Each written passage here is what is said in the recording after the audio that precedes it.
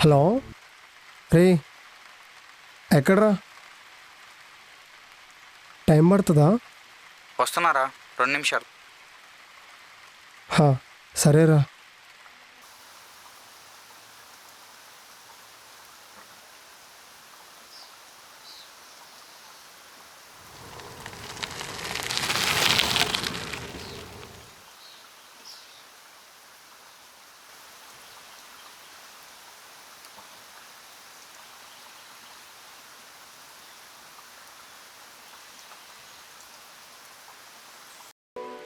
Helmet లేకపోతే దిమాగ్ ఖరాబ్ రా.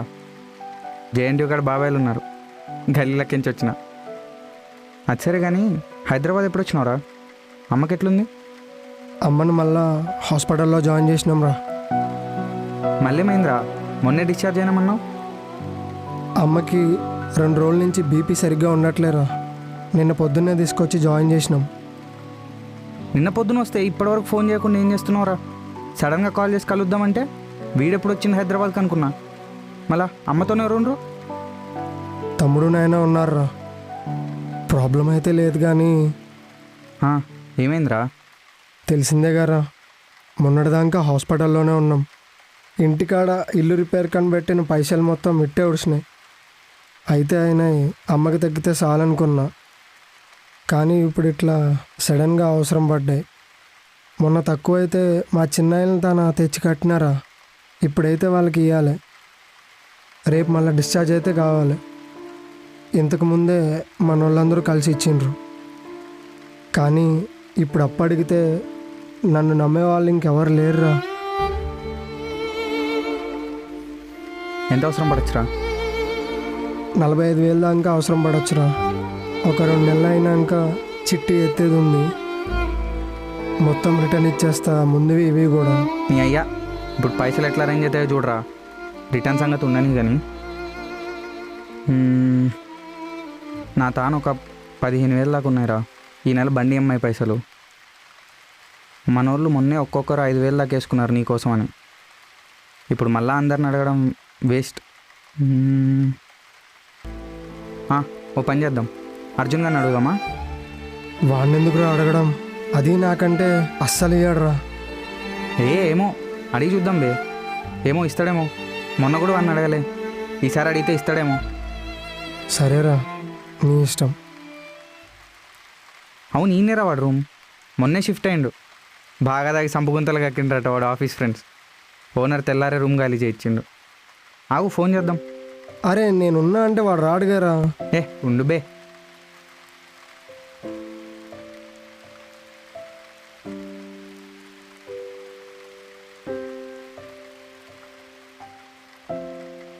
హలో. అరే ఎక్కడ్రా? రూమ్ రా. రూమ్ ఏంద్రా? జాబ్లోకి వెళ్ళి పీకేసిండ్రా? లేట్గా లేచిండ్రా, ఫీవర్ అని చెప్పి హెచ్ఆర్ గారికి మెయిల్ పెట్టినా. సరే రూమ్లోనే ఉన్నావుగా, పక్కనే ఉన్నాం రా. టర్నింగ్ మీద ఉన్న చాయ్ షాప్కి. ఎవరెవరు ఉన్నారు? నువ్వు రాబే. ఒక 10 నిమిషాలు స్నానం చేసి వస్తా. 2 రోజుల నుంచి ఏ షిఫ్ట్ స్నానం చేయకుండానే పోతున్నా సెంటు కొట్టుకొని. అవ్వా సరే రా.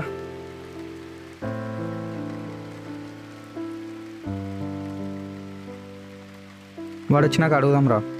తాను ఉంటే మ్యాక్సిమం ఇస్తాడు. సరేరా. సరే కానీ చెల్లెట్లుందిరా?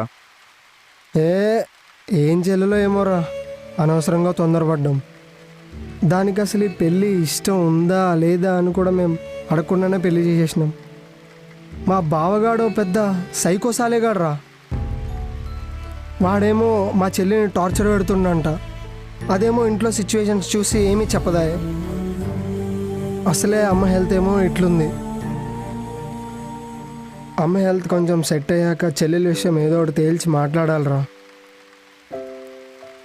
అరే పెదవికి ఏమైందిరా? బల్లి ఉచ్చబోసిందా? రాత్రి కళ్ళల కాజల్ లిప్ లాక్ ఇచ్చింది మామ. తెల్లారి లేస్టల్కు పెదవి ఇట్లా అయింది. రే అర్జున్, కొంచెం పైసలు కావాలి. నా తన లేవు మామ. అరే చెప్పేదిన్ బే. చెప్పు. వీళ్ళమ్మకి హెల్త్ బాగాలేదురా. తెలుసురా, మీరు పెద్దోళ్ళు అయ్యారు కదా, అన్నీ నేను వేరేటోళ్ళని ఎవరెవరినో అడిగి తెలుసుకోవాలి. అరే అట్లా కాదురా, నీకు వానికి అంత కనెక్షన్ లేదు. నువ్వు రెస్పాండ్ అవుతావో లేదో అని చెప్పలేదు. మరి ఇప్పుడేం పీకనికి పిలిచినావురా?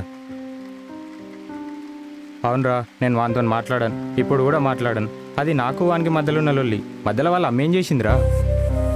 అయినా మీరు సపరేట్గా పైసలు కలెక్ట్ చేసుకుంటారు, మీరే హెల్ప్ చేస్తారు.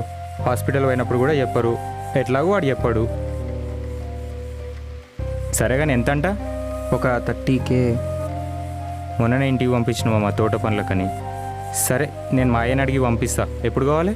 ఉంటే ఈరోజే చూడరా. సరే నీకు సాయంత్రం వరకు పంపిస్తా. థ్యాంక్స్ రా అర్జున్.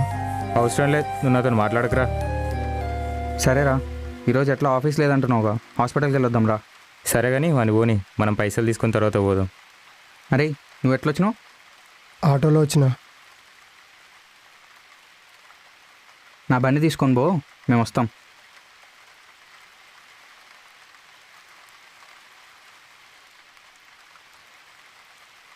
అరే ఏంద్రా వాడిని అట్లా అరుస్తావు?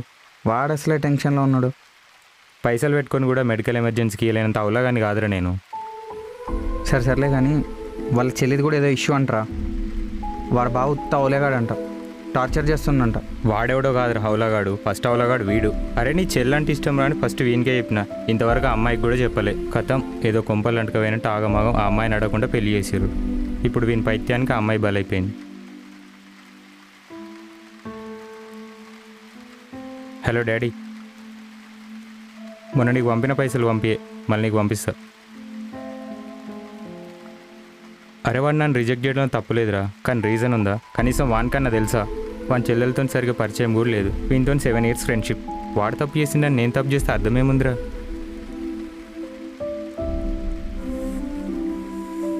నాన్న డబ్బులు పంపించండు, పదరా పోదాం హాస్పిటల్కి. సరే పద.